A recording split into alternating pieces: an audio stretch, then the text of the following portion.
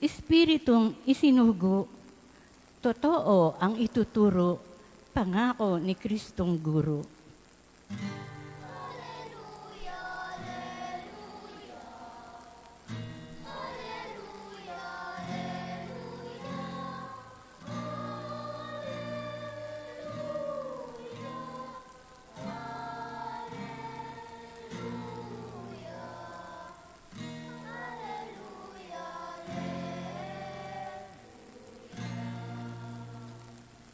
Sumainyo ang Panginoon. At sumainyo rin. Ang mabuting balita ng Panginoon ayon kay San Juan.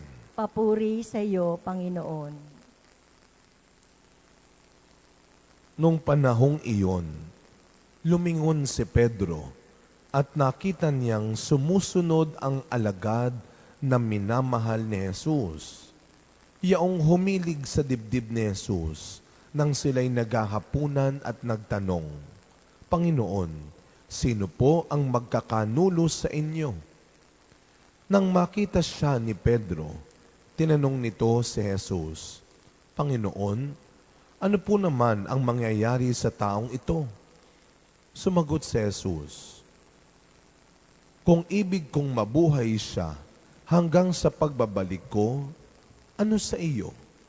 Sumunod ka sa akin. Kumalat sa mga kapatid ang balitang hindi mamamatay ang alagad na ito. Bagamat hindi sinabi ni Jesus na hindi siya mamamatay, kundi kung ibig kong mabuhay siya hanggang sa pagbabalik ko, ano sa iyo? Ito nga ang alagad na nagpapatotoo tungkol sa mga bagay na ito. Siya rin ang sumulat sa mga ito at alam naming tunay ang kanyang patotoo. At marami pang ginawa si Jesus na kung susulating lahat, inaakala kong hindi magkakasya kahit sa buong daigdig ang mga aklat na masusulat. Mga kapatid, ang mabuting balita ng Panginoon. Pinupuri ka namin, Panginoong Hesukristo. Good morning po sa inyong lahat. Unang Sabado sa buwan ng Hunyo at Sabado bago ang Pentecostes. Ang pagbaba ng Espiritu Santo, ang katuparan ng pangako ni Kristo na hindi niya tayo iiwang ulila, na hindi niya tayo iiwang nag-iisa. Pero tandaan ho natin, pag dinadasal natin niya ang the third glorious mystery. Ang pagbaba ng Espiritu Santo. Pero huwag natin kalilimutan na sa pagbaba ng Espiritu Santo, nandun pa rin si Maria. Kasama si Maria na binabaan o pinagbigyan ng Espiritu Santo.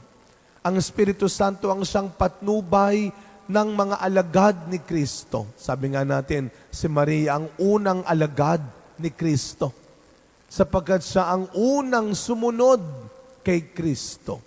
At yun naman ang bilin niya sa kanyang mga alagad. Naalala ho ninyo ang unang himala ni Kristo sa kasalan sa Kana.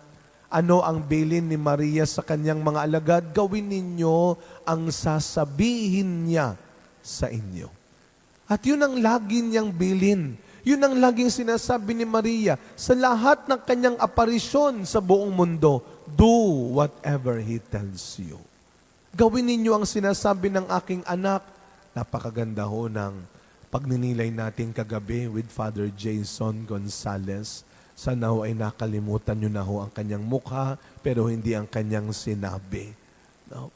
Ang ganda niyang kanyang pagpapaalala sa atin, lalo na bago ang Pentecostes, na sana tayo nga ay tunay ng nakatawid mula sa kamatayan patungo sa buhay na walang hanggan, mula sa pagiging makasarili, patungo sa pagmamalasakit sa kapwa, mula sa kasalanan, patungo sa katotohanan at kabutihan, ang pagtawid.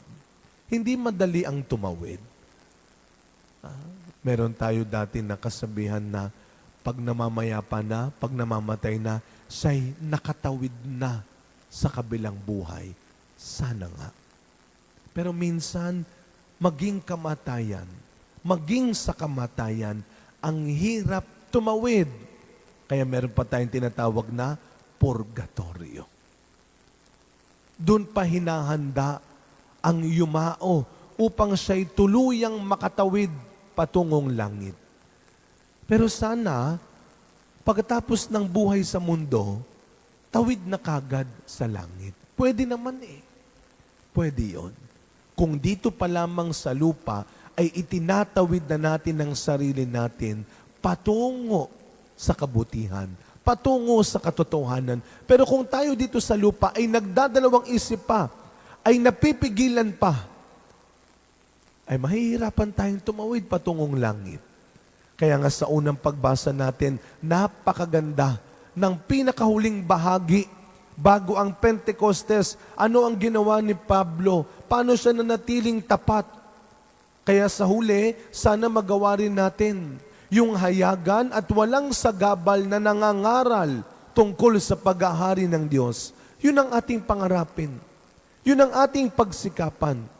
Ika nga ni Father Jason kagabi, ang sabi ng mga tao ngayon, maikli lang ang buhay. Kaya enjoy natin.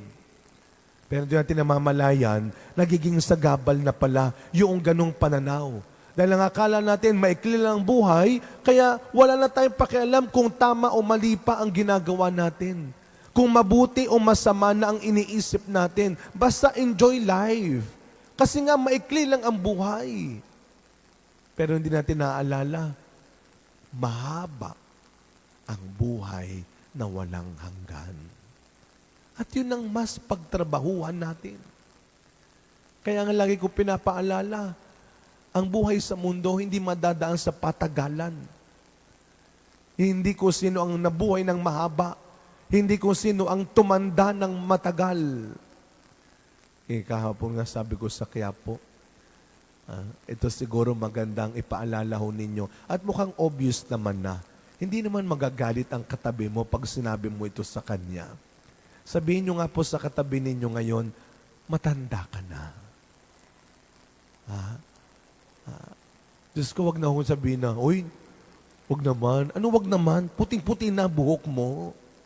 Matanda ka na. Pero tandaan natin, biyaya ang pagtanda.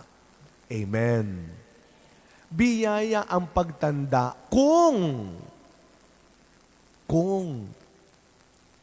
tumanda kang biyaya.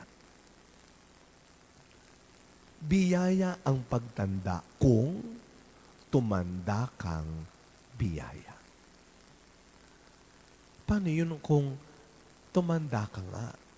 Pero pagkasungit-sungit mo naman, pagkayabang-yabang mo naman, pagkadamot-damot mo naman, baka tayo matulad sa alagad ng pinagsabihan ni Kristo. Bakit ba ang dami mong nakikita sa mga kasama mo? Ano kung sabihin ko sa kanyang hindi siya mamamatay hanggat hindi niya nakikita ang mga bagay na ito? Ang masaklap, anong ipinagkalat niya? Hindi daw siya mamamatay. Pero ang sabi lang ni Kristo, hanggat hindi niya nakikita ang mga bagay na ito. Kaya sana mga kapatid, sa tulong ni Maria, sa pagbaba ng Espiritu Santo bukas, sana'y maliwanagan tayo nito. Nang makita natin muli kung ano ang pinakamahalaga at tunay na kailangan sa buhay natin. Hindi ang mabuhay lang ng mahaba, kundi sana isang araw, mamatay tayo, matapos tayo ng tama ang iniisip, tama ang ginagawa, at tama ang hinahangad natin. Maria, Ina ni Jesus, tulungan mo kami, gabayan mo kami, ibalik mo kami sa liwanag ni Kristo. Amen.